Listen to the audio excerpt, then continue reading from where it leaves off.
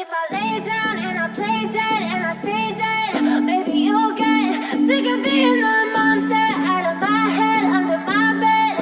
Think you're something out of my mind. Oke, kembali lagi di So Jadi Pandit. Seperti biasa, gue akan membahas tentang hasil pertandingan 5 liga top Eropa. Oke, cukup banyak kejutan, banyak pembantaian juga dari klub-klub besar.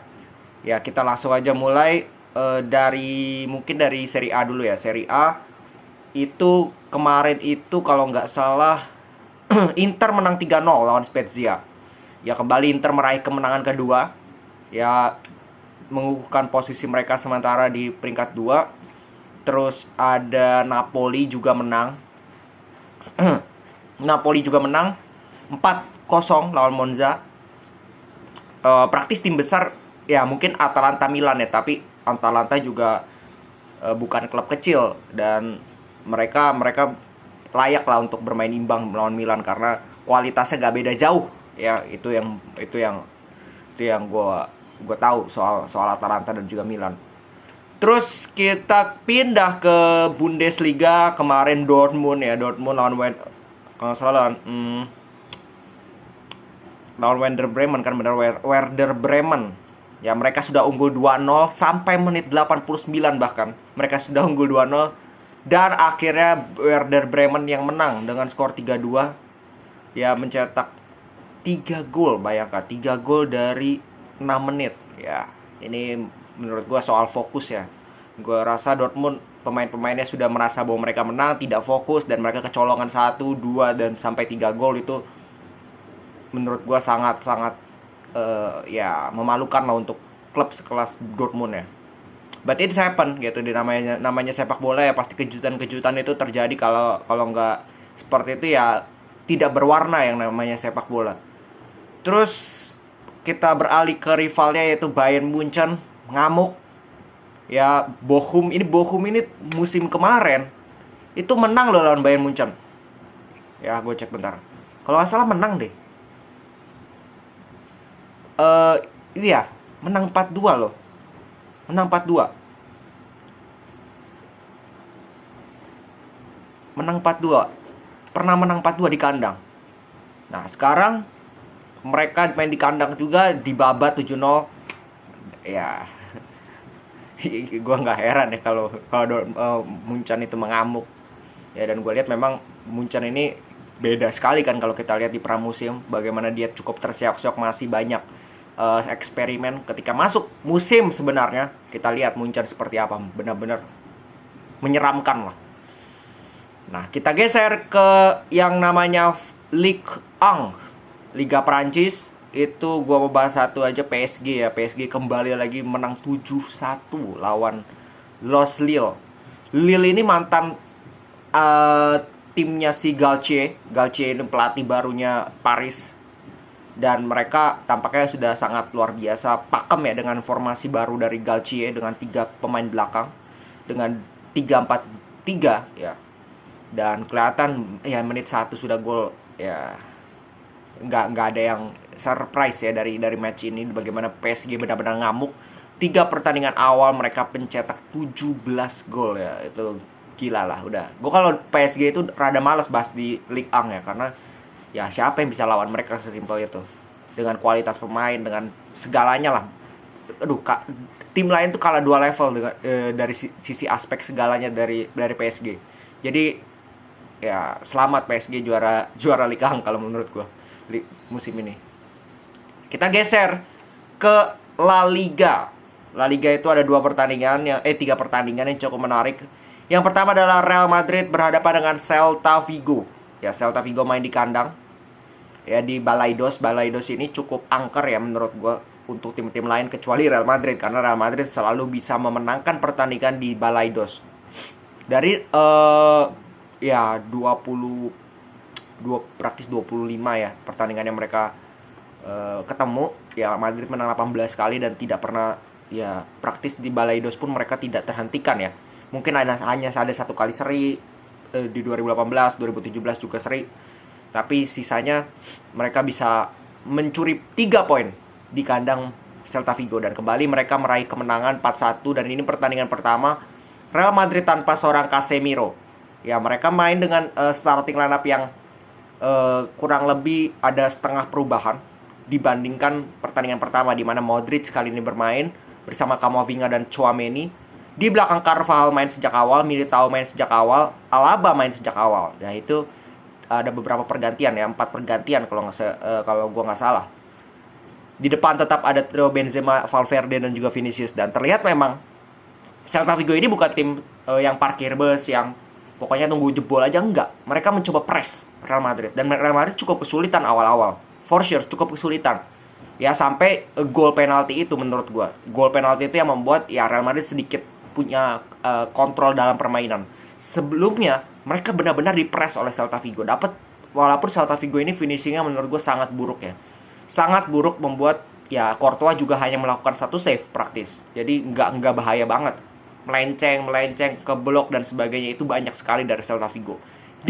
Terutama di babak pertama. Sampai akhirnya dapat penalti juga, Iago Aspas. Ya bukan salah Militao juga karena dia lagi loncat ya posisinya, tapi kalau dibilang penalti atau tidak, kalau di La Liga itu penalti. Kalau di Premier League itu bisa diperdebatkan karena Premier League itu lebih aturannya lebih gak terlalu kaku lah, ibaratnya seperti itu. Nah, sebenarnya dari menit 23 kan Iago Aspas mencetak gol di menit 23 sampai menit 41 Modric mencetak gol, itu Madrid itu cukup kesulitan, cukup struggle lah istilahnya seperti itu. Mereka mendapatkan perlawanan yang begitu luar biasa dari Celta Vigo, ya terutama dari lini tengah. Nah, ini gol yang menurut gue sangat-sangat kelas ya, dan juga bukan hanya kelas dari sisi golnya, tapi pengaruhnya terhadap pertandingan itu sangat jelas bahwa habis gol ini Real Madrid lebih punya kepercayaan diri, lebih bisa mengontrol lagi pertandingan, terutama di babak kedua. Nyaris gue bilang kalau menurut gue gol kedua ini benar-benar membuat Celta Vigo terpuruk ya. Di babak kedua mereka nyaris tidak bisa mengembangkan permainan seperti yang mereka kembangkan di babak pertama untuk Celta Vigo. Mereka nyaris tidak mendapatkan peluang di babak kedua, dan Real Madrid justru yang memanfaatkan celah-celah karena Celta Vigo mainnya lebih mengambil resiko. Disitulah muncul space, 2 counter attack, 2 gol dari Vinicius. Itu lagi-lagi Modric yang memberikan passing yang begitu luar biasa. Dan juga gol terakhir, gol keempat, Federico Valverde yang masuk dari lini belakang ya, lini kanan, menerima umpan dari Vinicius. 4-1. Sebenarnya Real Madrid juga punya peluang untuk bisa menjadikan skor ini 1-5. Tetapi Eden Hazard yang diberikan kesempatan untuk menendang penalti itu gagal. Bahkan setelah itu Benzema coba untuk rebound, di-save lagi oleh penjaga gawang. Jadi memang ya gue bilang tidak direstui lah, ibaratnya seperti itu, untuk nambah lagi lah istilahnya. Cukup untuk 1-4 ini, karena ya menurut gue secara overall memang Real Madrid jauh lebih mendominasi, jauh lebih layak menang. Dan gue melihat di sini adalah peran dari Tchouaméni yang kembali lagi menunjukkan bahwa ya dia bisa berpenampilan seheroik itu menurut gue. Dia salah satu pemain terbaik di pertandingan ini menurut gue. Dengan bagaimana dia mengontrol di tengah, dia tenang dalam menguasai bola, dia tidak mudah untuk kehilangan bola, dan bagaimana dia bisa mengontrol emosinya, itu yang penting. Dia tidak mendapatkan kartu, dia jarang sekali melakukan pelanggaran yang benar-benar merugikan untuk Real Madrid. Dan ini start yang bagus, karena kemarin dia diganti menit 60-an, sekarang main 90 menit loh. Main 90 menit dan dia bermain sangat baik. Tapi kembali lagi, dia masih pemain muda.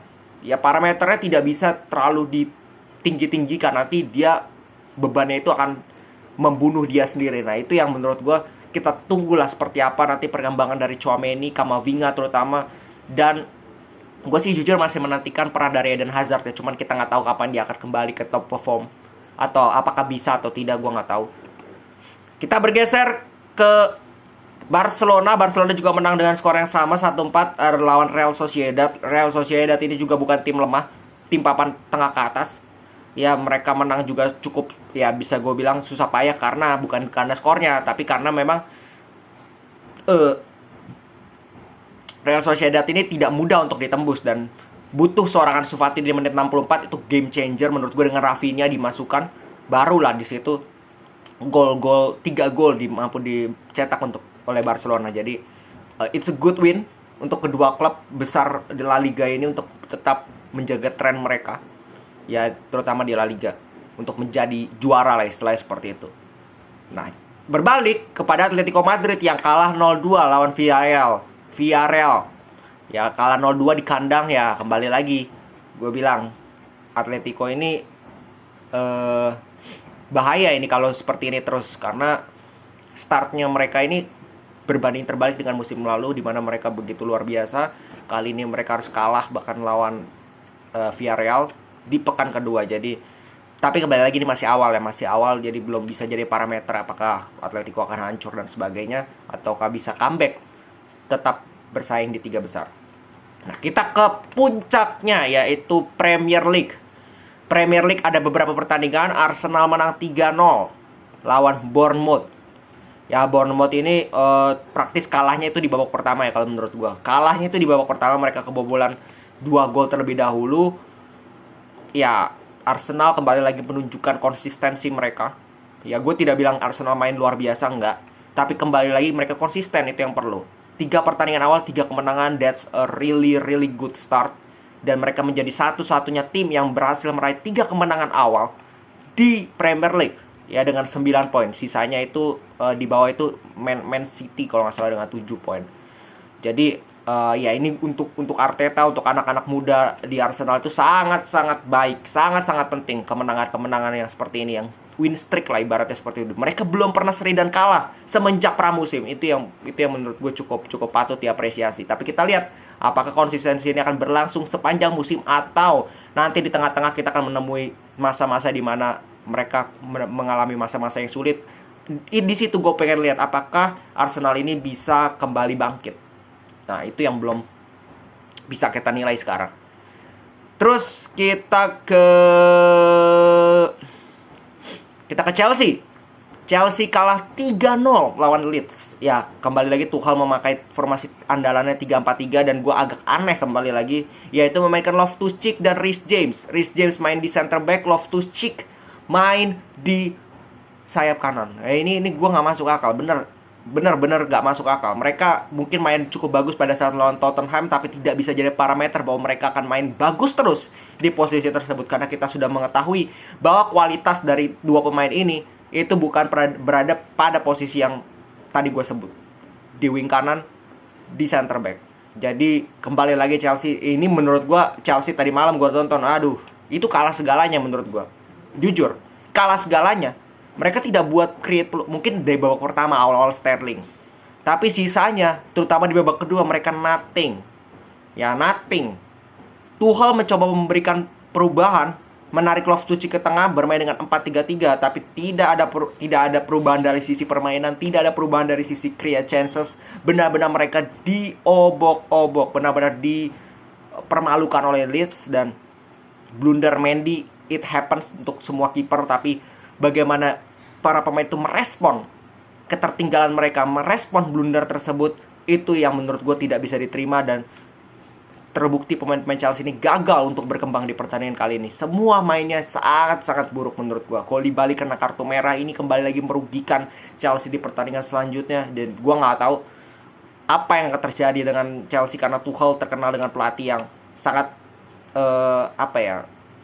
terkenal emosionalnya ini susah sekali untuk ditahan. Dan terlihat di pertandingan kemarin pun beberapa kali dia seperti marah, seperti sangat tidak puas dengan penampilan klubnya. Dan ya, Tuchel harus sadar ya bahwa yang salah itu sebenarnya strategi dia.